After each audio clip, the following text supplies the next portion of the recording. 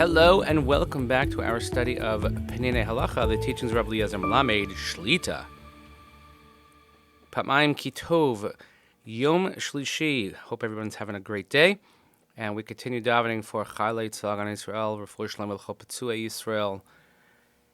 Safe return of our hostages, as we're over 400 excruciating days already, hard to believe.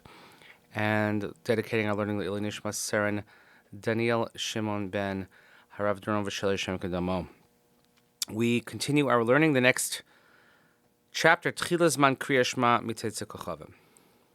Zman Keriat Shema Shalaylahu Ubishach B'cha B'zman She'anashim Shochvin Amit Afsam. So the Torah tells us in the Shema itself that the time to read the Shema at night is when you go to bed.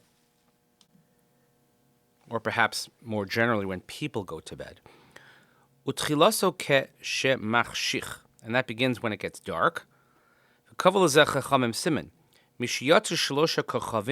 So how do we mark when it's dark? There's dark and there's dark. Is when we have 3 medium-sized stars that come out. Mishum shakochavim shenir melona gedolim. Because the stars, they look large to us. Kedugmas noga madim v'tzedek, like Venus or Mars, for instance. Nirim gam bayom ubebein hashmashos. They can be seen in the daytime or even in twilight. But when the 3 stars that come out afterwards, shehim nirim lanu beinonim, which look as a medium size, azu simil tchilas halayla, this is a sign for the beginning of the nighttime. And zman ze nikra tzeis hakochavim, and halachically nighttime we give it the quite obvious phrase called tzeis hakochavim, the emergence of the stars. In halachic parlance or in shul language, we'll just say tzeis, like what time is tzeis, when is tzeis.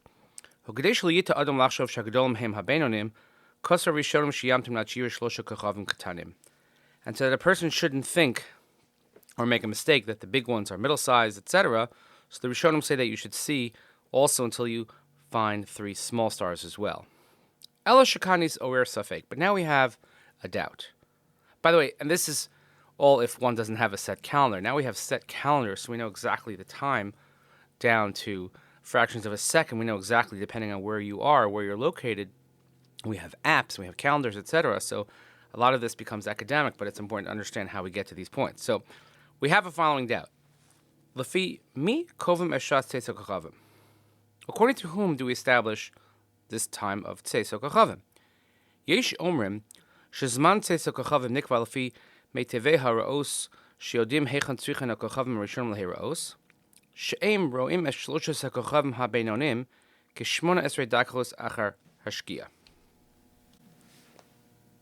Some say that we should perhaps go after the best visible location, or those who could see the best, so they know where the first stars appear, and they could see those middle-sized stars, and we put it as 18 minutes after sunset.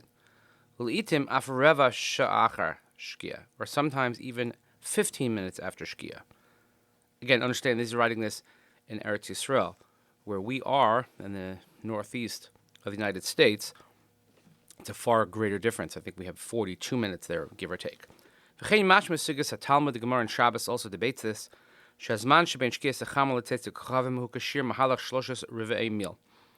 Gemara gives us man that from the time between sunset and Tzeis HaKochavim is how long it takes a person to walk 3/4 of a mile. Shehu of a mil, of a Talmudic mil. Shehu ke13 v'chatzi dakos ad 18 dakos, which could be, when we calculate it into real time, something between 13.5 minutes to 18 minutes. V'yesh omrim shehochon lefi rov ha'anashim, and some say no, we go according to most people. Shehim mavchini b'shlosha kochavim beinim ke25 ad 30 dakos achar shkia. We're not experts. We don't have telescopes. We don't have clear skies. The regular person can see it. Maybe it'll be between 25 and 30 minutes after sunset.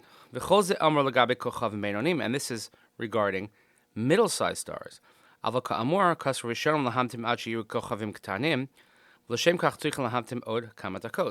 if we take into account what we just mentioned earlier, the opinion of the Rishonim that you have to wait to see smaller stars as well to differentiate, so it even requires more minutes. So what do we do?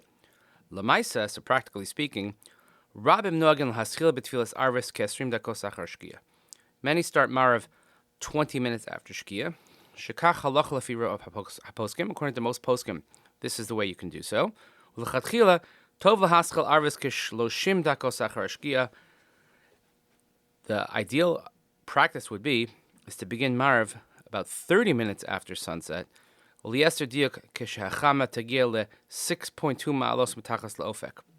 want to get technical, about 6.2 degrees under the horizon. And if a person davens and they say Maariv and they do Keriat Shema and it's before this time,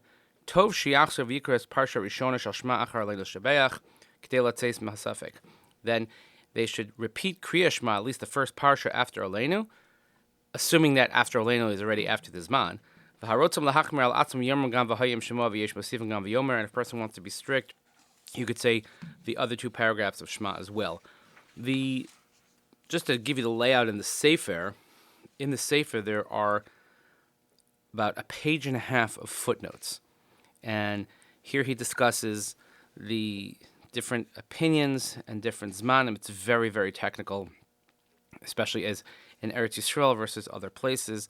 Lots of numbers, lots of degrees, lots of minutes.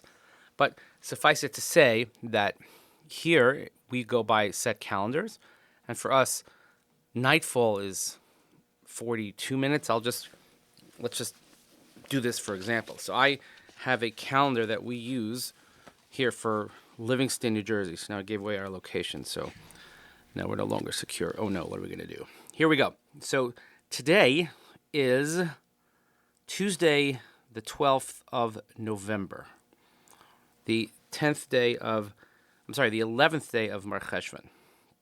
Okay, so we're at 11 Mar Cheshvan, and sunset is at about lunchtime here.